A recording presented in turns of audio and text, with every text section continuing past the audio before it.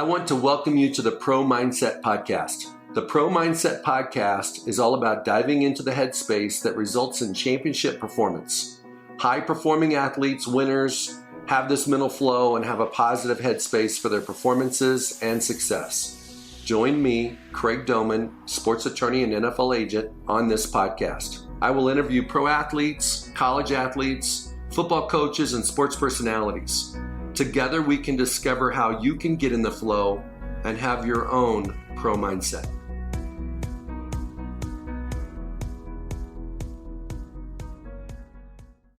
Okay, hey, I want to welcome Dylan Cole, linebacker for Houston Texans, to Pro Mindset today. Dylan, welcome. Appreciate it. I'm glad to be here. Okay, Dylan, you're going into year number 3 in the NFL. Mm-hmm.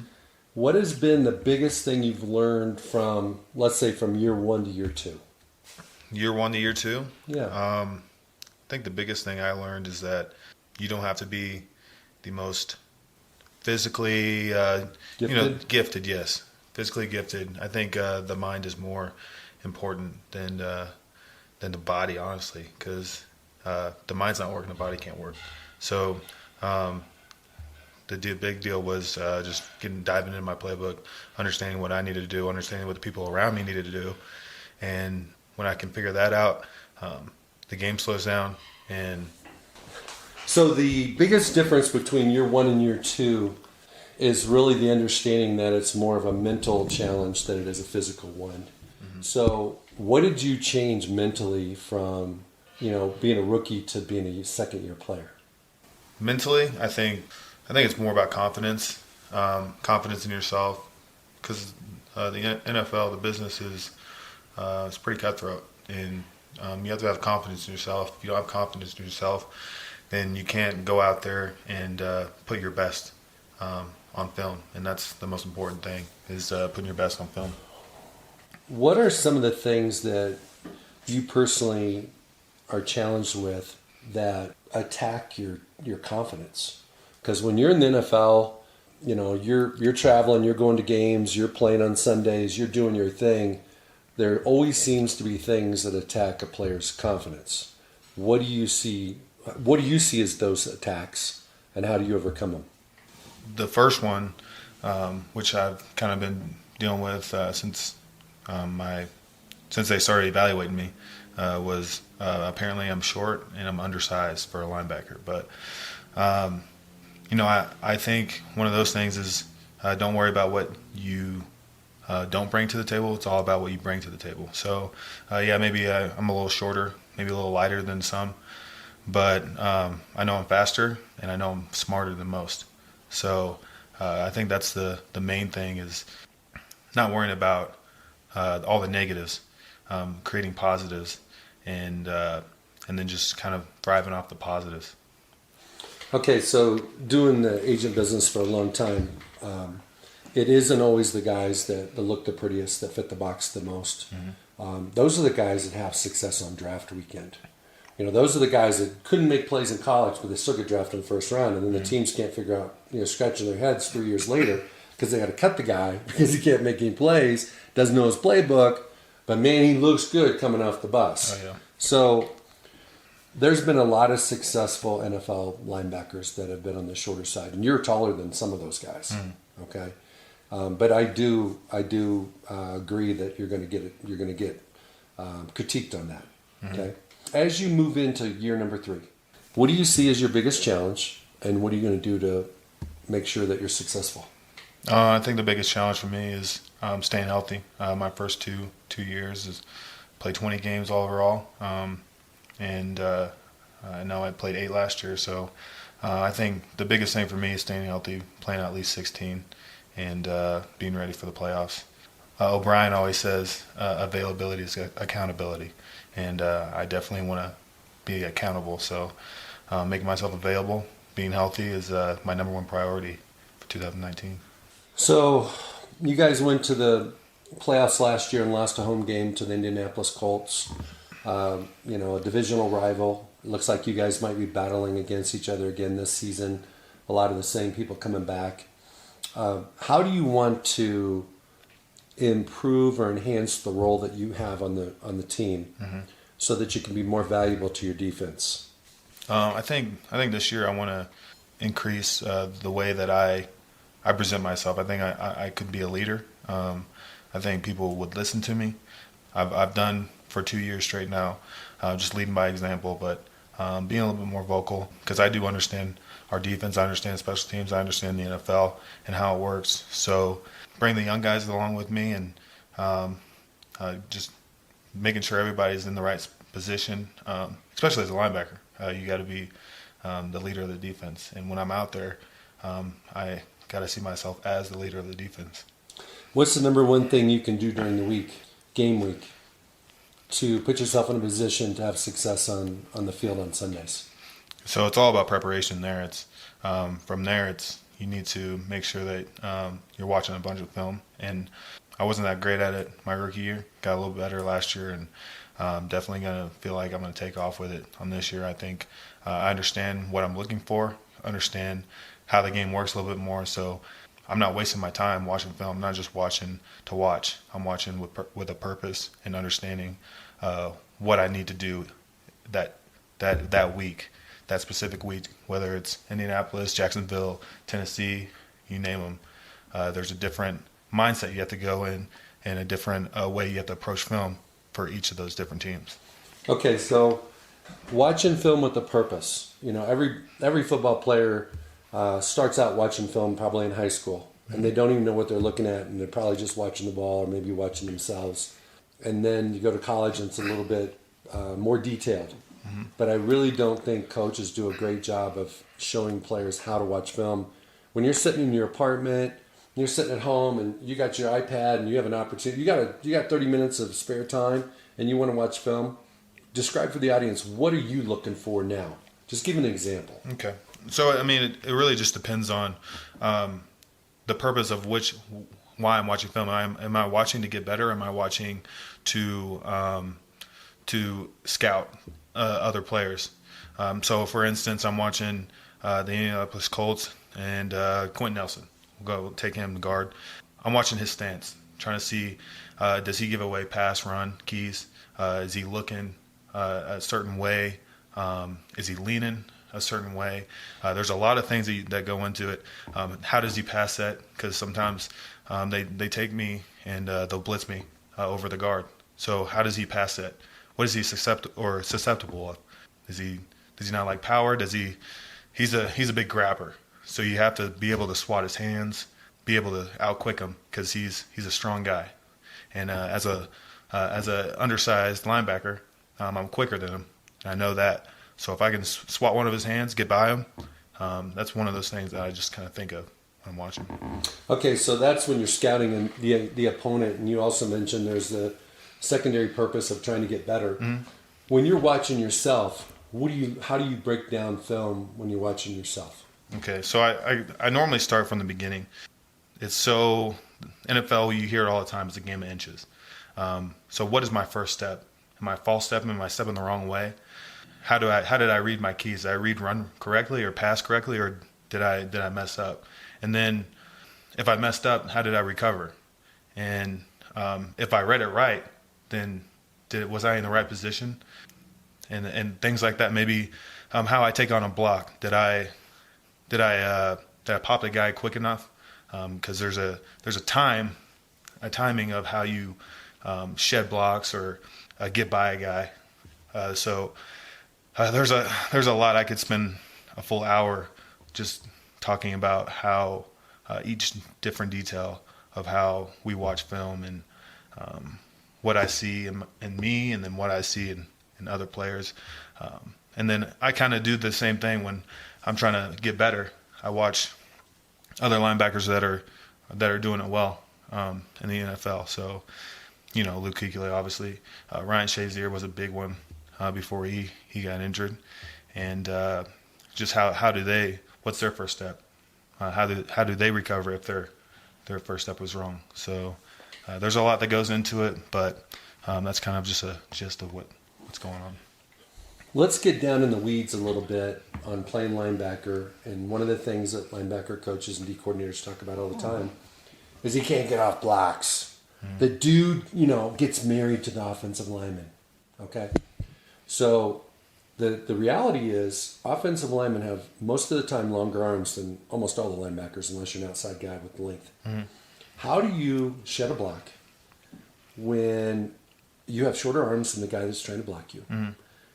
Obviously, you can go around him. But what if you got some type of gap responsibility where if you go around him, the running back's just going to cut back and you're going to give up a big play? Yeah. So how do you attack an offensive lineman that's coming to block you? Okay, so it's kind of a mind game for me, the way I do it, because I'm obviously undersized. But, at first, most of the time, I'll give them a little shimmy or something, get around them, and then they start thinking, well, this guy wants to go around me. Well, then their shoulders start coming up a little higher, so they don't weigh as much if their body is not down low, and then that's where my leverage comes in. I'm strong for my size, and it's all about timing, like I said earlier. The way that you're able to go from bent arm to a full extension on them and the velocity that you do with that is key. So it's timing, it's a mind game, and making sure that because a guy coming at you 300 plus pounds, I'm only 235, 240 when I'm playing. He's going to win that battle half the time. So if he gets his hands on you, they're taught to grab. They're going to grab you. So the deal is that you need to stay as far away as you can from them. So when you're pressing, you want to press quick with velocity, and it's kind of like a power clean. It's hard, all you have in one rep. So pop them, because it's a lot of weight that you gotta hit. So if you pop them and you keep them from grabbing you, then you win. Yeah, because if you pop them correctly, they'll stand straight up, and then their weight's back on their heels, and so they're, instead of trying to grab you, they're worried about recovering because they don't want to fall on their butt. They want to make sure that they stay up. No one wants to fall on their butt on the field. That's one of those deals that the next day everybody watches the film, sees you, and then you got to get crap from them for the rest of the week. So they're worried about recovering. While they're worried about recovering, you're worried about tackling. Excellent. Okay. You talked about confidence being very important in the NFL. One of the things that I found is that every player has to start over every season. Mm-hmm.